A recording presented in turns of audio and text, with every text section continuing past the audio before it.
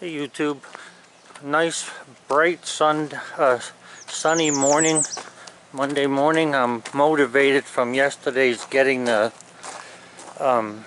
first piece of molding cut plus all the nice comments, so I'm gonna get some work done today instead of loafing. It's really amazing how the wood retains so much heat during the night. It's 78 in the kiln and it's only 58 outside, or 59.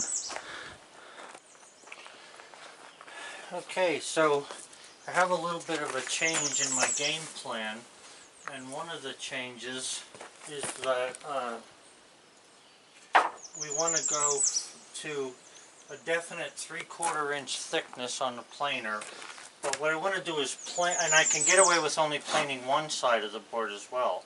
But either way, I'm going to plane down the 3/4, and then I want to use the wood miser as a resaw to cut the boards at 2.5 inches. That'll give me exactly what I need for making trim, and I think that'll speed up the process of getting to trim quicker instead of just planing the board, you know, as it is, whatever width they are. This way I can get to do all the work right here at the wood miser and then take the boards into the planer at the grizzly planer.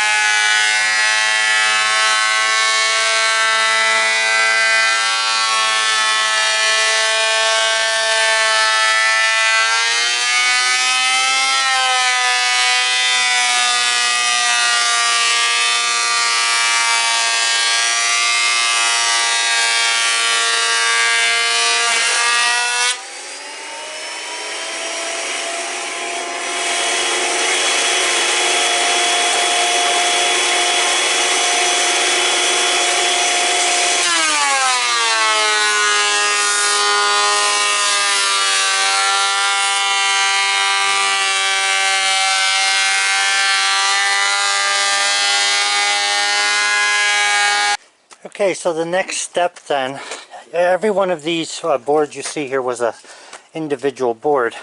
So now we're cutting these into 2.5 inch wide strips. So this is like resawing. There's a warp or two in some of them. It's not really going to matter because it's the bottom of the cut there is straight. It's the top that needs to be trimmed off. So I'll trim 2.5 inches off of that, And then I'll have boards like I have right here then, these here, to make molding. And you can see how nice and clear this wood is. Very little, if any, knots on it. So this is going to make some great molding. Now these water stains that are on here came from a little bit of moisture on the inside of the kiln at one point that was running down the polyethylene, or whatever you call it, the polycarbonate, and that'll come right out when I plane it. So we're going to resaw this now down to 2.5 inches. And anything bigger than 3/4 of an inch can be saved for another kind of.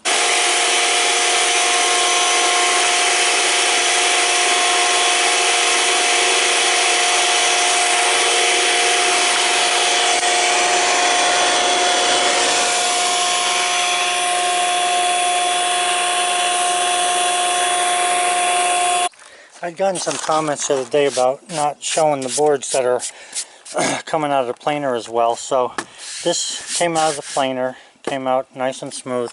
This is what the rough cut looks like. And really, you know, there's barely any marks on this thing from this bandsaw at all. So you really do get a nice board out of this. And if you take your time with the planer and cut 1/16 or less off the board, you can actually get a nice flat board when you're done. So I'm going to take the time here to run you through an actual planing of one of the boards. Here we have something similar to a 1x4. It's a full inch thick. I really like this gauge I made. It's a full inch thick 1x4. So I'll show you what happens when you run something like this through the planer that's narrow like this. The same way that I was saying, you want to pay attention to everything that you're doing so that you can find the detail, and you don't need to be measuring a whole lot, you know, as far as exactness. You just look at the board and the board will tell you what it needs.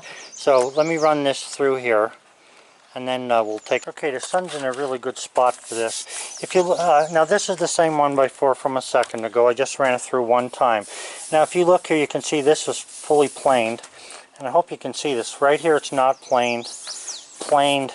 Then this edge drops off. You have a piece here. I think you can see that. I'm hoping you can. Not been planed, not been planed, but it's been planed on that edge.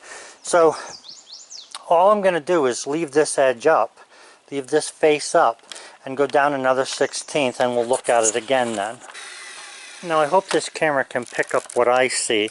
You can see where it's planed, planed, not planed, not planed, and then this edge here still hasn't been planed. This has been planed pretty much to the full width, and then only on that side. Now at this point, if I had about 3/4 of the board planed, I'd flip it over just to get the sides to be evened up.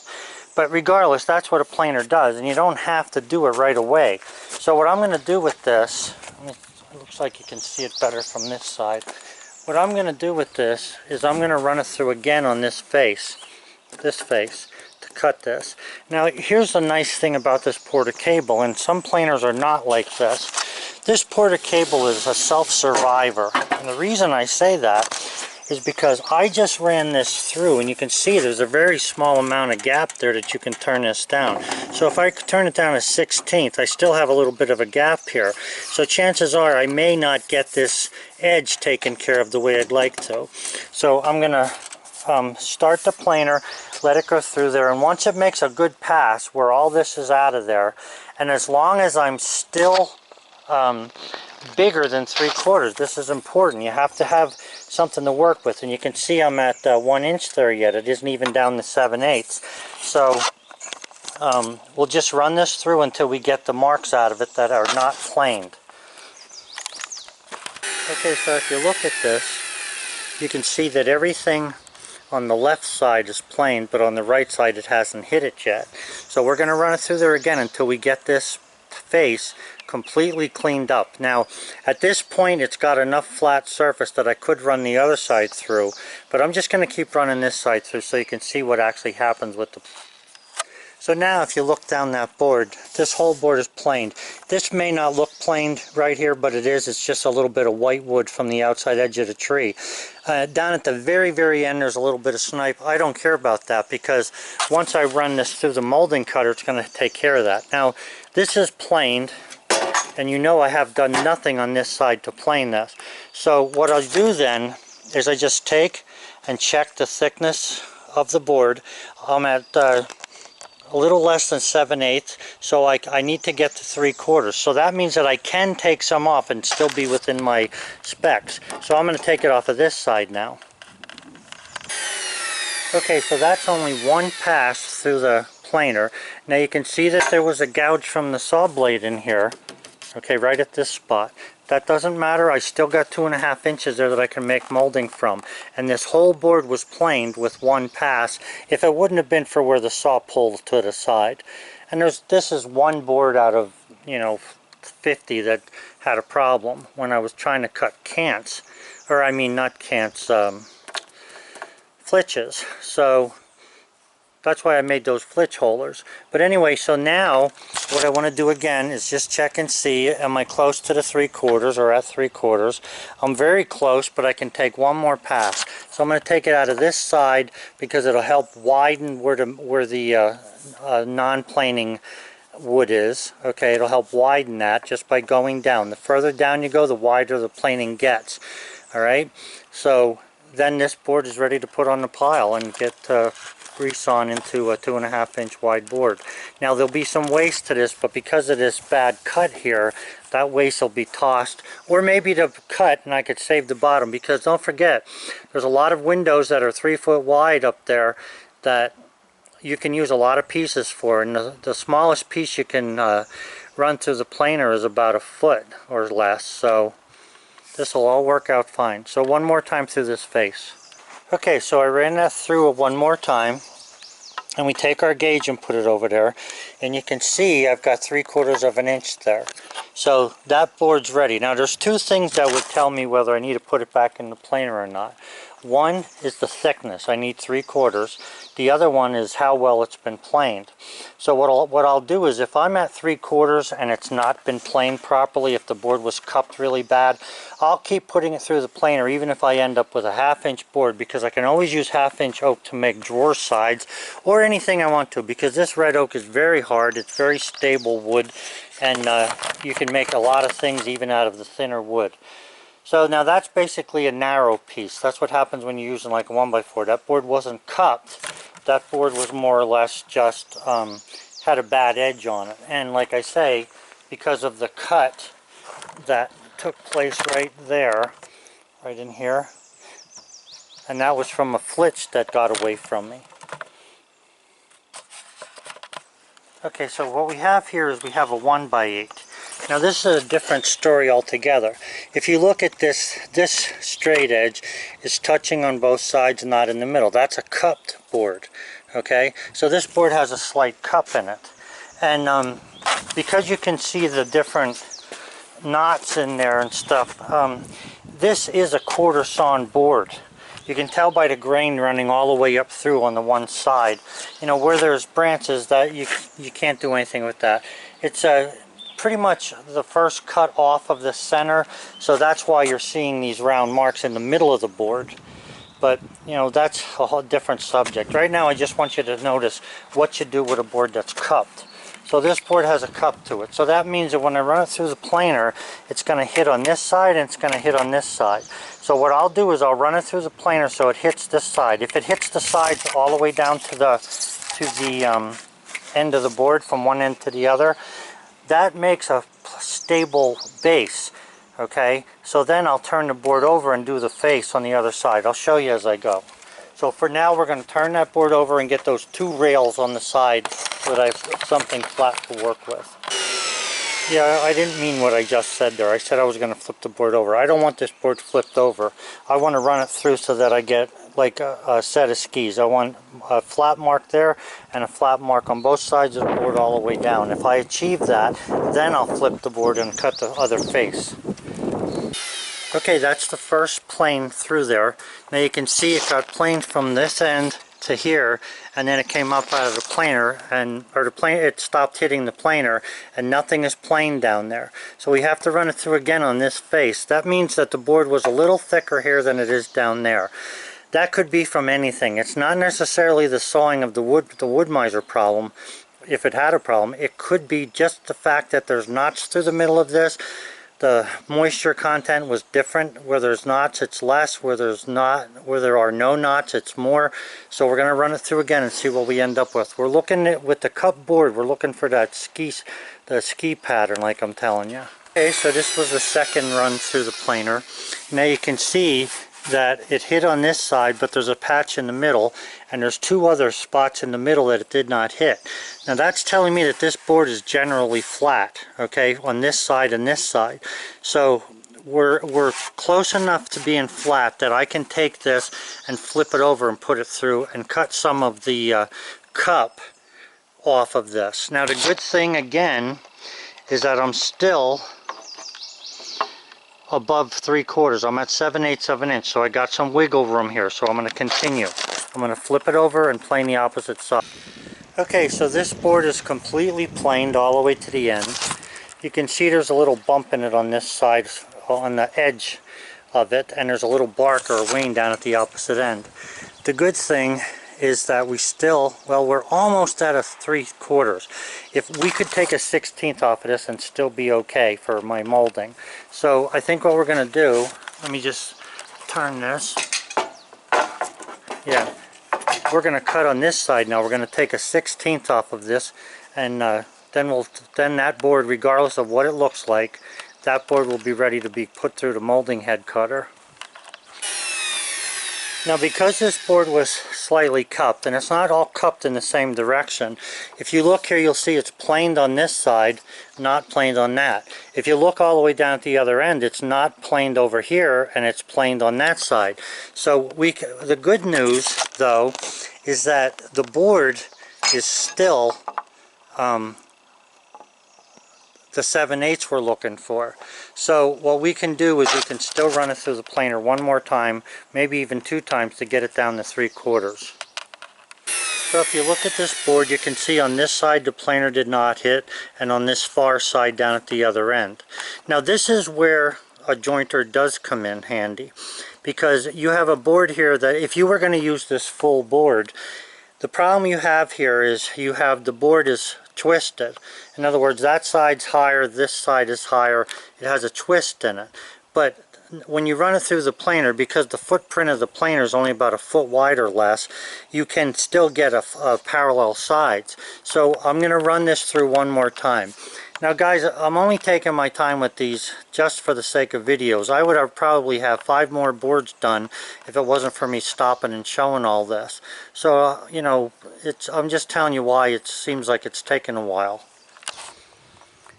Okay, I don't know if you can see it there, but the cup is now out of the board.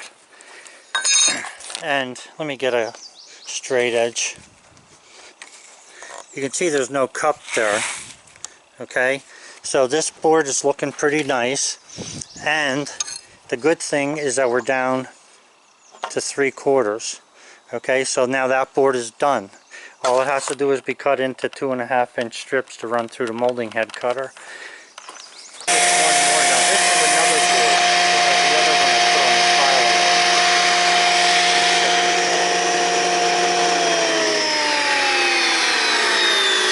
So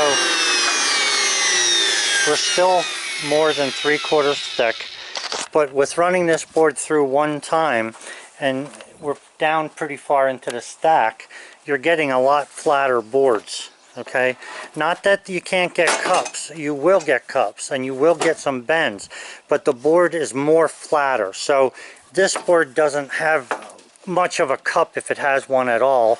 This side's planed one time very nicely, so I'm just going to flip it to the other side, and that'll give me a smooth edge on both sides, parallel faces. And then I'll check and see the width of the thickness of the board. If it's at 3/4, that's what I want. And I'll also check to see if it hit the board all the way down. If it doesn't hit it, I'll run it through again. If it does hit all the way down and it's a nice smooth face, then I'll just keep running it through until I get 3/4. Now these type of boards are what would be considered ideal. It's been planed all the way down to the end. You can see I'm at 3/4, so I'm ready to take this board out of here and put it on my pile. And this is a quarter sawn. You can see the grain there. So again, what you have to be able to understand what wood can do and what you can do with it in order to make it become what you want it to be. All of the boards that are on the pile over here are all 3/4. They're all planed on both sides to a degree, because don't forget the planer for the molding is going to plane it again, so you don't need it to be perfect, you just need it to be 3/4 of an inch. So now this board can come off of here. So guys, this is the last board I'm going to show you because I'm really slowed down by making this video, so I'm just going to keep going with the rest of the day with the boards that I need to cut. But this is how you plane, this is what you look for, and this is what tells you how to act. So if you review the video, like I say, you look for the ski marks on both sides to flatten the board. Once you got that flat on both sides, you can turn it, or on the, on both edges. Then you can flip the board, run it through the middle until you get down to where you need to be across the whole board. And like I say, hopefully it's still more than 3/4 thick, which that's the purpose of cutting the 1 inch, because you need that flexibility in that 3/4 of an inch to get to where you're going. They're coming nice, very good. Have a good one, guys. Bye. I just thought you might want to see this. We're at 8% moisture content in there and 130 degrees. 80 out here. Hey Bullseye. Hey Bullseye. Hey YouTube, so it's the end of the day today, Monday, and this is the molding. There's 25 pieces there that I cut today. And I was having a little bit of a tough time trying to get it just right in the planer to be able to come out the full width and everything and a good clean cut. But it worked out good, and now I got the secret to it, so everything's working out good there. It's nice looking stuff. I actually like some of it that has some different marks in it. It's actually more interesting, like even a knot. Normally red oak will come clear, but even a little knot like that one there, or a little mark like this, is actually interesting in the wood. I kind of like it. Whew. Well, that's about the end of the day today, Tuesday. Or Monday, I'm sorry. Have a good one.